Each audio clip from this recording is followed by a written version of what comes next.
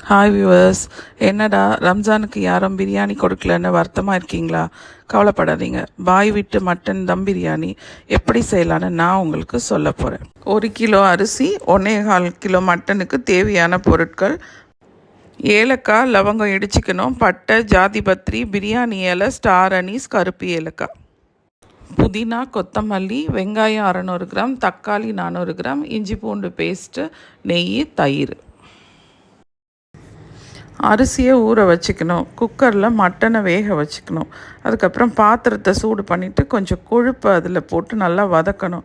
அதுக்கப்புறம் தேவையான அளவு எண்ணெய் சேர்த்துக்கணும். அது கூட சேர்ந்து பட்டை, லவங்கம், மற்ற எல்லா ஐட்டமும் சேர்த்து வதக்கணும். நம்ம செய்ய போகிறது தம் பிரியாணி, அதனால் அரிசியை தனியாக வேக வைக்க போகிறோம். வெங்காயம் போட்டு வதக்க ஆரம்பிச்சிடுங்க. அதுக்கப்புறம் அரிசியை வேக வைக்கிறதுக்கான தண்ணியை கொதிக்க வைங்க. இன்னொரு சைடு பிரியாணியில் போடுற மசாலா அளவில் கொஞ்சம் அரிசி வேக வைக்கிற தண்ணியில் சேர்த்துக்கணும். அப்போ தான் அரிசியில் நமக்கு அந்த ஃப்ளேவர் கிடைக்கும்.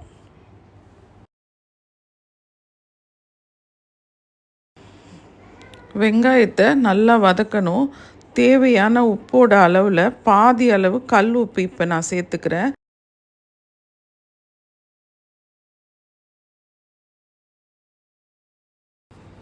இப்போது தண்ணி கொதிக்க வச்சுருக்கோம் இல்லையா, அரிசி வேக வைக்கிறதுக்காக, அதில் நான் கொஞ்சம் கல் உப்பு சேர்த்துக்கிறேன். வெங்காயம் நல்லா வதங்கணும். அதை வதங்கிட்டே இருக்கும் போது நான் ஒரு 10 பச்சை மிளகாய் போடுறேன். ஏன்னா நான் கலந்துருக்கேன் சின்னதும் பெருசுமா. நீங்கள் பெரிய சைஸாக இருந்தால் ஒரு 7 மிளகா போட்டிங்கன்னா போதும், பெரிய மிளகாவா. அது நல்லா வதங்கும் போது நம்ம புதினா, கொத்தமல்லி கழுவி வச்சுருக்கோம் இல்லையா, அதில் ஒரு பாதி அளவுக்கு எடுத்து போட்டுக்கோங்க. போட்டு நல்லா வதக்கணும். அப்புறம் அந்த தண்ணியிலையும் கொஞ்சம் புதினா கொத்தமல்லி போட்டுக்கோங்க. அரிசிக்காக வச்சுருக்க தண்ணியிலையும் கொஞ்சம் புதினா கொத்தமல்லி போட்டுக்கோங்க.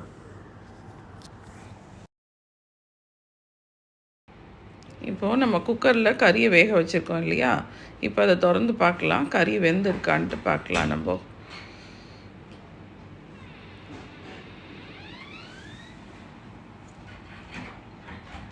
கறி நல்லா வெந்துருச்சு.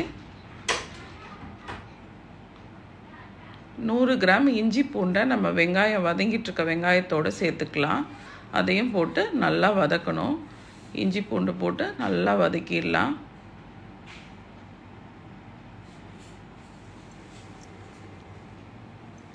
இஞ்சி பூண்டோடு சேர்த்து வெங்காயம் நல்லா வதங்கணும். பச்சை வாசனை போகிற அளவுக்கு வெங்காயத்தை நல்லா வதக்கணும். இஞ்சி பூண்டு ஸ்மெல்லு நல்லா போகணும். அதனால் அதோடு சேர்த்து இப்போது தக்காளியை போட்டுடலாம். நம்ம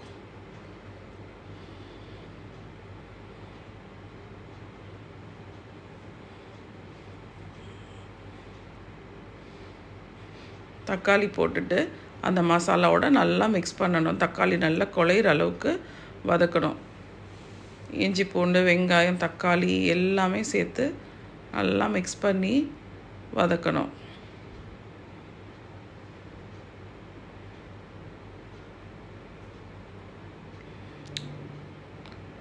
அது கூட இப்போ நான் ஒரு 1/2 ஸ்பூன் மிளகாத்தூள், வெறும் மிளகாத்தூள் காரத்துக்காக சேர்த்துக்க போகிறேன்.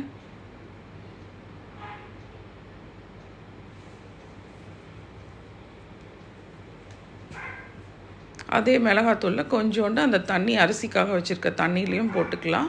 இப்போது மிளகாத்தூளோடு கலந்து நல்லா இதை வதக்கிடலாம்.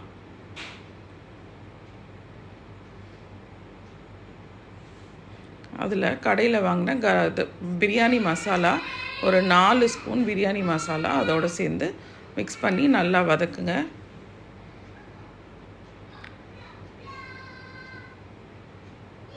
அந்த பிரியாணி மசாலாலேயே கொஞ்சோண்டு எடுத்து நான் அந்த தண்ணியிலையும் போட்டுக்க போகிறேன். ஏன்னா அந்த ஃப்ளேவர் நல்லா கிடைக்கும். அதனால் அந்த தண்ணியிலையும் கொஞ்சம் மசாலாவும் போட்டுக்கோங்க.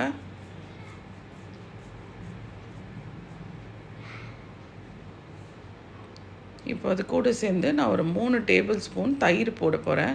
நல்ல புளிச்ச தயிர்.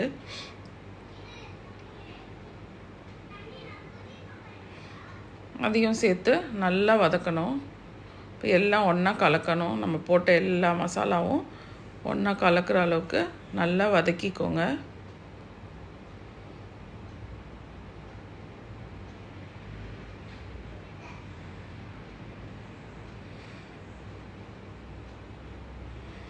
இப்போ ஏற்கனவே நம்ம கல் உப்பு போட்டுட்டோம். மீதி பேலன்ஸ்க்கு உங்களுக்கு தேவையான அளவு உப்பு டேஸ்ட் பண்ணி பார்த்துட்டு சால்ட்டு வந்து போட்டுக்கோங்க. அதையும் சேர்த்து மசாலாவோட நல்லா குக் பண்ணிக்கோங்க. இப்போ ஒரு ஹாஃப் லெமன் அதில் நான் பிழிஞ்சு விட்டுறேன். அதுலேயும் ஒரு 2-3 சொட்டு அந்த தண்ணியிலையும் கொஞ்சம் லெமன் விட்டுடலாம்.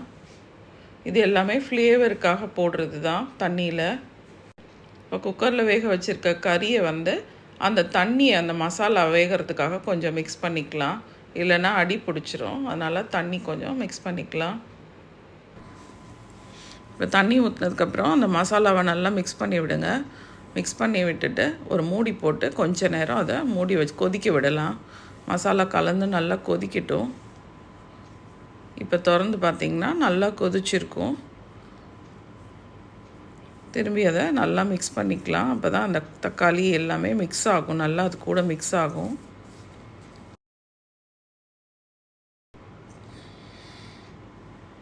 இந்த தண்ணி கொதிக்கிறதுக்காக வச்சுருக்கோம் இல்லையா, அரிசி போடுறதுக்காக, அது நல்லா கொதிச்சிருச்சு பாருங்கள். இப்போ அதில் அரிசியை போட்டுடலாம். இப்போ கரெக்டாக இருக்கும் அரிசி வேகிறதுக்கும். இந்த மசாலாவோட கறியெல்லாம் போட்டு கறி அதில் போட்டு மிக்ஸ் பண்ணிடலாம். நம்ம நல்லா மட்டனும் அந்த மசாலாவும் கொதித்து வரட்டும். இப்போ இந்த அரிசி வந்து 70% குக் ஆகணும்.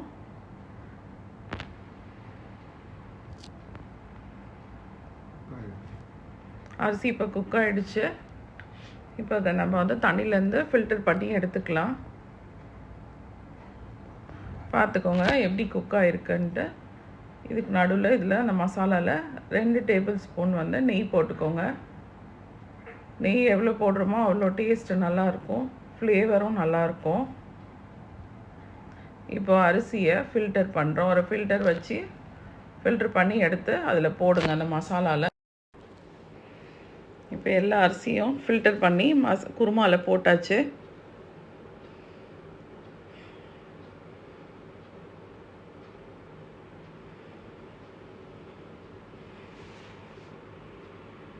மீதி இருக்க தண்ணி இருக்குது இல்லைங்களா, வெந்த தண்ணி, அதை நான் ஒரு குக்கரில் அதை திருப்பி ஊற்றி வச்சுக்கிறேன்.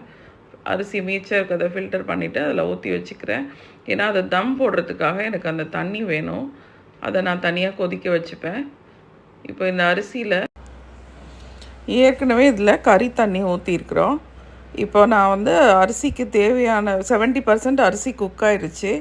மீதி எவ்வளோ தேவைன்னா ஒரு 2 கிளாஸ் தண்ணி எனக்கு போதுமானது. நான் அதை மட்டும் நான் அதில் ஊற்றிக்கிறேன். தண்ணி ஊற்றிட்டு திரும்ப ஒரு 2 ஸ்பூன் நெய் போட்டுக்கிறேன் நான்.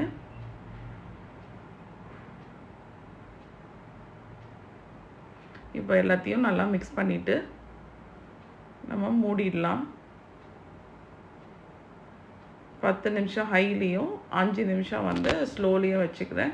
இப்போ அந்த தண்ணியை வடித்தோம் இல்லையா, அதை நான் திருப்பி கொதிக்க வச்சுருக்கேன் தம் போடுறதுக்காக. அதுக்கு நடுவில் பச்சடி பண்ணியாச்சு, ஆனியன் ரைத்தா. இப்போ தண்ணி நல்லா கொதிச்சிட்ருக்கு பாருங்கள் குக்கரில். அதை எடுத்து தம்முக்கு அது மேலே வச்சாச்சு. டைம் ஆகிடுச்சு, தம் போட்டாச்சு. இப்போது 5 மினிட்ஸ் ஸ்லோவில் வச்சுட்டு ஆஃப் பண்ணிவிடுங்க. மேலே இருக்க தண்ணி பாத்திரத்தை எடுத்துருங்க. அதுக்கப்புறம் 15 மினிட்ஸ்க்கு அப்புறமேல நீங்கள் பிரியாணியை ஓப்பன் பண்ணுங்கள். இப்போது சிக்கன் 65க்காக மசாலா போட்டு வச்சுருக்கோம். தேங்காய் எண்ணெயில் அதையும் அதுக்குள்ளார ஃப்ரை பண்ணியாச்சு, அந்த தம் டைமுக்குள்ளார. இப்போது 5 மினிட்ஸ் ஆன உடனே தம் ஆஃப் பண்ணியாச்சு. இப்போ அதை இன்னொரு 10 மினிட்ஸ் அப்படியே விட்டுருங்க திறந்து பார்க்காம. இப்போ நம்ம திறந்து பார்க்க போகிறோம். பிரியாணி எப்படி வந்திருக்கு பாருங்கள். ஒரு சாதம் கூட ஒட்டலை, ஒன்றோட ஒன்று அரிசி ஒட்டாமல் கரெக்டாக ஒரு கல்யாண பிரியாணி மாதிரி வந்திருக்கு. இதை நீங்களும் இதே மாதிரி செஞ்சு பார்த்துட்டு டேஸ்ட் பண்ணிவிட்டு எங்களுக்கு எப்படி வந்ததுன்னு கமெண்ட் பண்ணுங்கள். மட்டன் எவ்வளோ நல்லா வெந்து அரிசியெல்லாம் தனித்தனியாக இருக்குது பாருங்கள்.